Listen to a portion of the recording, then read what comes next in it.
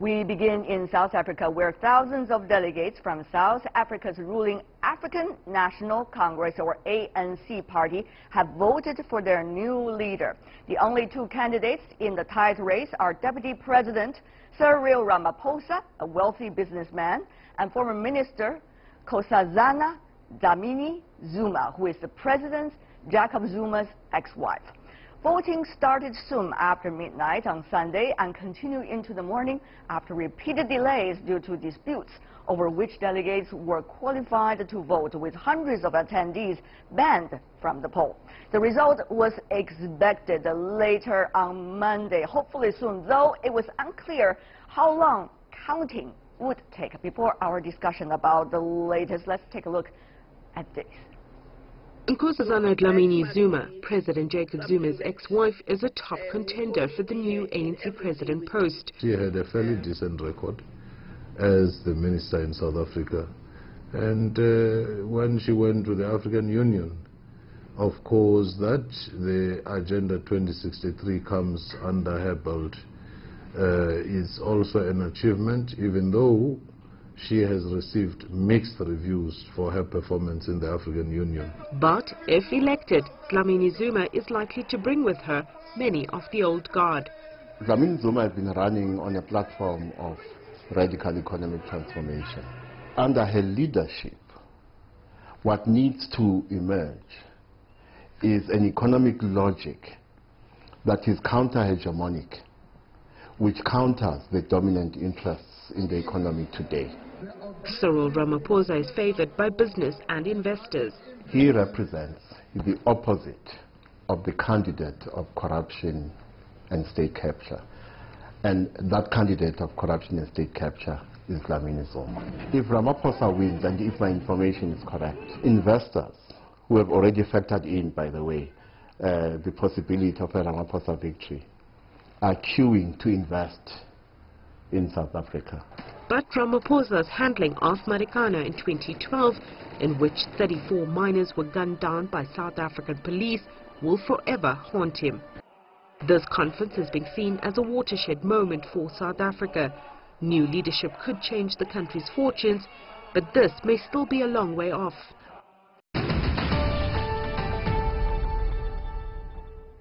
So what will likely happen next after the changing of guard in South Africa's politics? So let's loop in our panelists that we are joined in our Beijing studio.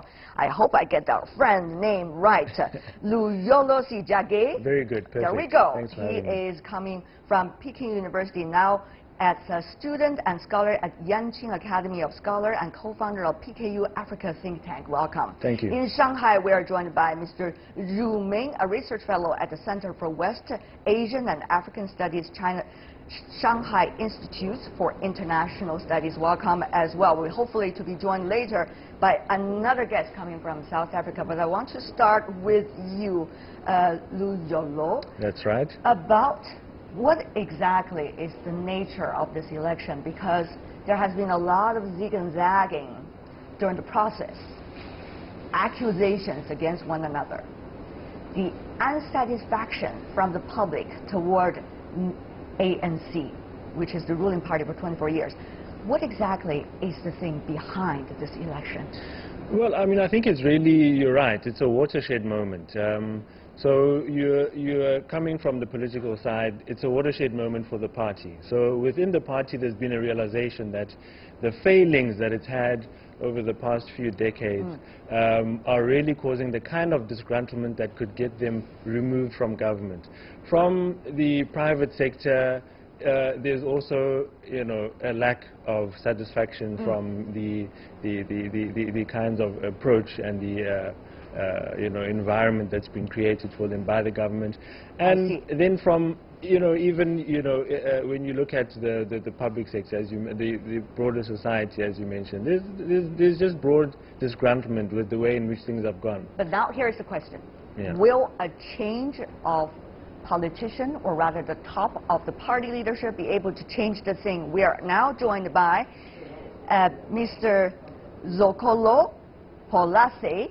He is joining us in Johannesburg in South Africa. He's a political analyst who is the managing director of Political Analysis South Africa. Mr. Mpolase, welcome.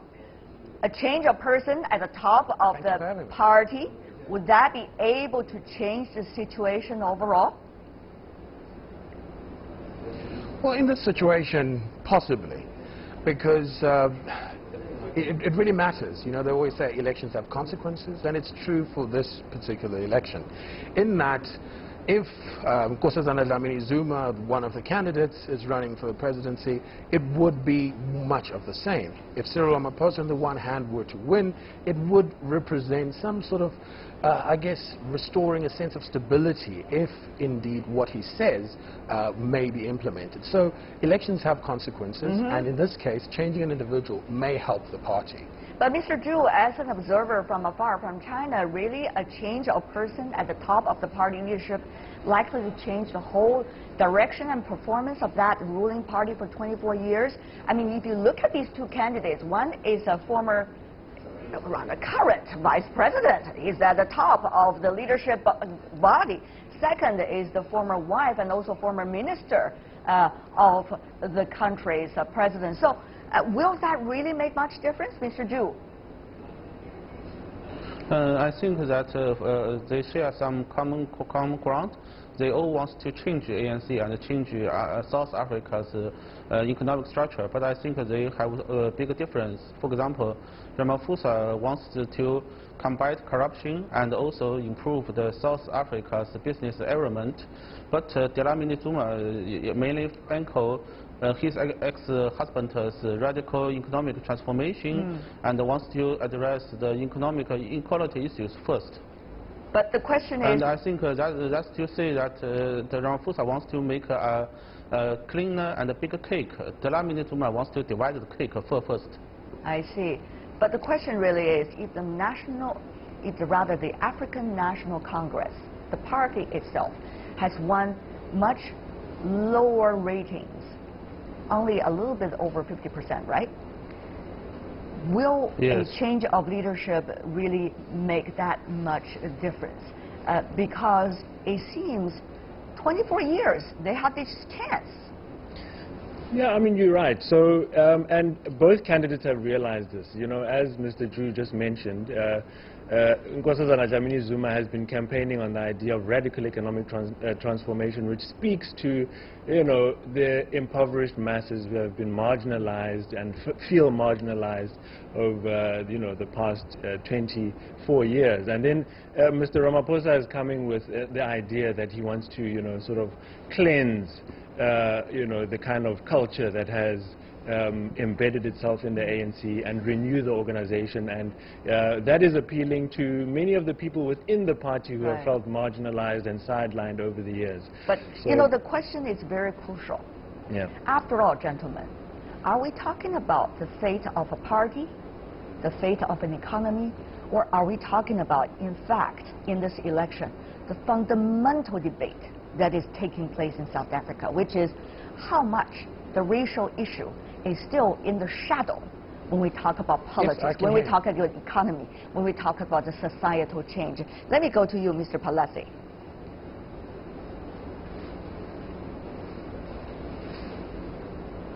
Mr. Mpolase, can you hear me?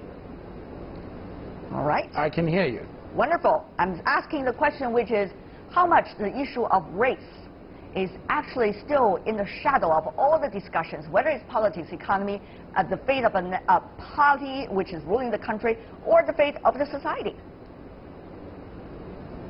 Well, race remains a critical part of South African society. In that, all of this talk of radical economic transformation could be simply put that it is, I guess, candidates or the party looking to transfer wealth from a majority white population in terms of who possesses that wealth. So it informs every aspect of South African life. Indeed, there is this mantra, at least immediately after the end of apartheid, of Rainbow Nation and all of that. But you observe closely, you soon realize that was actually superficial. South Africans on a day-to-day basis interact within the cleavages of race. And how you construct politics, how you view the economy, is still viewed from the prism of race. So perhaps at some level, individuals such as Cyril Ramaphosa, who are very critical, for example, in South Africa's own transformation to this democratic order that we have. They may resuscitate the sense of a reconciled nation, a rainbow nation, where aspects of race can still be there, but not be detrimental to the point of what we've come to know as radical economic transformation, white monopoly capital, and all of these things that are quite laden and laced still to this day with race. So race remains a very important aspect of South African political life. It is remaining a very crucial part, but the question is, Mr. Sijake, really, is it in the right place or in the wrong place? Are we blaming race for all the mistakes that have been made, for the incapability of some officials, or for the still not yet healthy development of the economy? Or are we blaming race for the right things that it should be responsible for? Well, I mean, I think when we come to the question of race, we can't be, you know, too one-sided about it. We really have to allow for the issue of nuance to come in. On the one side, I mean, race was fundamental in shaping the institutions that, you know, guide how South Africa functions today. So, I mean, it is still very central to the kinds of outcomes that we see today. But then again, the disgruntlement that we see comes from the idea that the leadership that was supposed to change this hasn't done enough to transform. So the fact that we haven't seen the South African economy transforming in a structural way, fundamental transformation, then it can be apportioned in part to the leadership that has followed.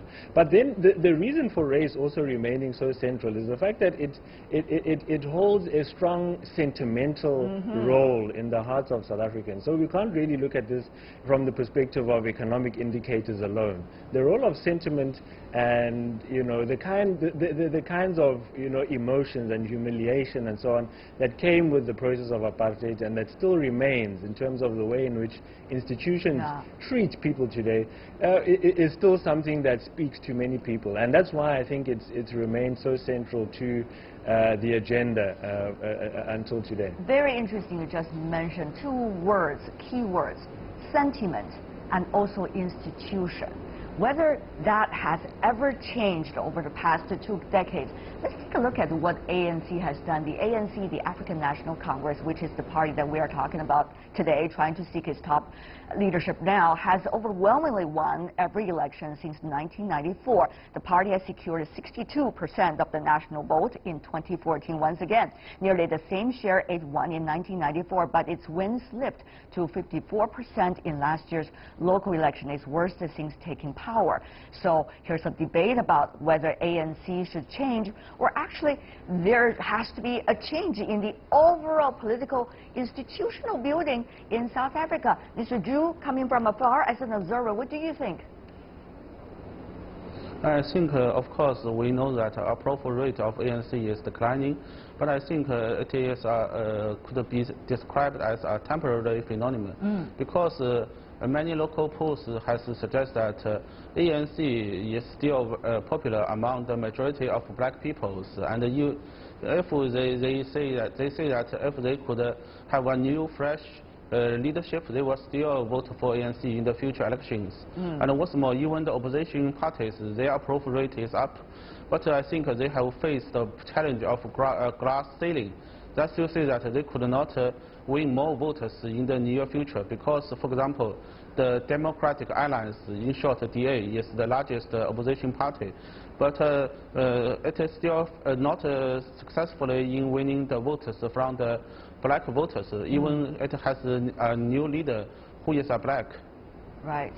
We have seen also, South Africa included, some of the emerging economies that have been going through some of the difficulties in its national economy. South Africa, with the youth issue, unemployment issue, economic transformation issue, many of those. Mr. Mpolase, what is likely to be that string, you think, for policymakers, whoever is going to be the president of the African National Congress, be able to go with and therefore resolve some of the biggest problems facing the country? Mr. Mpolase, your thoughts? Well, I doubt I would be able to solve it in this interview, but I would, I guess, point at a number of issues. It is true that social expectations are rising. Doesn't mean that people have new expectations, but for example, when South Africa had its period after apartheid, it was easy to deliver basic access, electricity, healthcare, basic healthcare in that sense.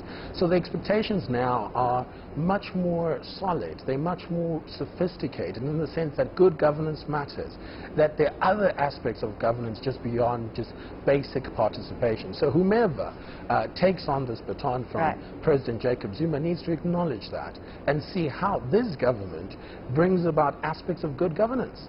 Ultimately, I don't think South Africa has got a lack of vision. We don't need yet another blueprint of how a South African future looks like. We just need better implementation and a better sense of commitment to servicing the people who vote for these leaders.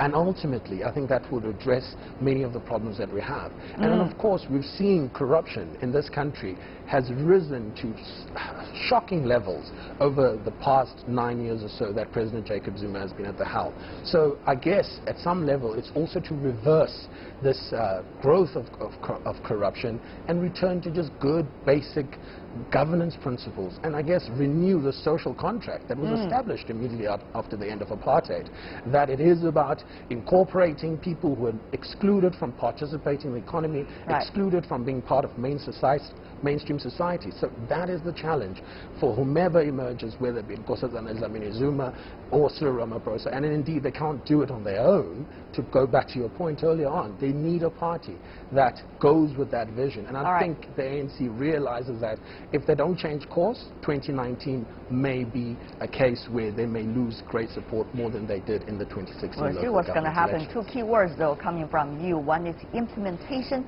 The other is commitment. Do you agree with that, Mr. Sijake?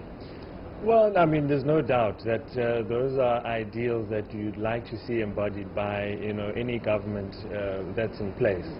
But I mean, at the root of this, I think what is at the root of what people are looking for is the idea of transformation. We can't really underestimate the significance of the role that this has played and is still playing in terms of the public discourse now. So I mean, I wish actually, there's been so much tension, hoping that the result would come out. So in a way, you're saying we need a new blueprint. Is that what you're saying in South Africa? I mean, don't just say the same thing once and again. Yeah, no. Look, there's an appetite for change. People need change. There's definitely an appetite for change, and the ruling party has realized that. Number one, internally they've realized that in the way that they've changed the way in which they've managed the succession process, and number two, the candidates who, one of whom will take over, have realized that in terms of, the messages that they're putting out there. So inevitably, something's going to have to give. Something's going to have to give. But what is that exactly the thing you are talking about? Let's go to you, Mr. Zhu, once again as an observer. I think the ANC is facing the huge challenges, and the ANC leaderships and the members, they realize the importance of change. But the problem is that the ANC has a long history, and internally it has different blocks. For example, this time it's clear that the ANC is almost divided into 2 blocks. So the future direction of reform and the outcome would depend on how the different groups could reach a certain kind of consensus and make some joint efforts towards a better governance of itself. Then the ANC could play a good leading role in improving the whole good governance of South Africa. I see. Well, as the election result is still having some time to come out, we have to wrap up today's discussion. I want to thank the 3 of you for sharing with us your insights from inside out. Zhu Ming, Luyolo Sijake, and also Mr. Mzoxolo Mpolase. I hope I pronounced all your name right. I'm learning, and we are learning about South African politics as well. Thank you so much for being with us. Thanks for having us.